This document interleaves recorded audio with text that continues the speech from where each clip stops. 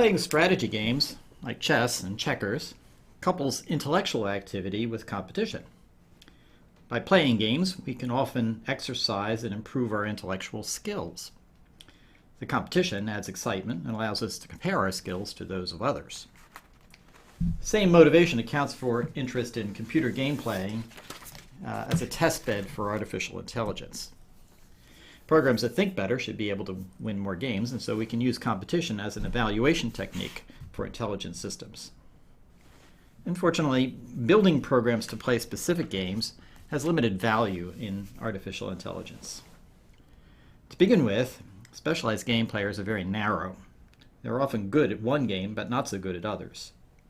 Deep Blue, for example, might have beaten the world chess champion, but has no clue how to play checkers. It cannot even balance a checkbook.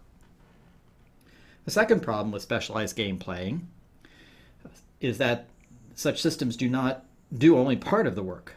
Most of the interesting analysis and design is done in advance by their programmers.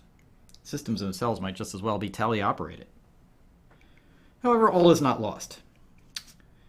Many believe that the idea of game playing can be used to good effect to inspire and evaluate good work in artificial intelligence, but it requires moving more of the mental work to the computer itself. This can be done by focusing on general game playing. General game players are systems able to play arbitrary games effectively based solely on formal descriptions supplied at runtime. In a typical general game playing session, players know nothing about the game in advance. Once the game begins, they receive a game description, and based solely on this description, they must figure out how to play the game legally and effectively. Furthermore, they have to deal with uncertainty in the form of actions of the other players, and usually resource-bound limitations as well, in the form of a game clock or that limits their computation time. Now, given this arrangement, general game players cannot rely on algorithms designed in advance for specific games.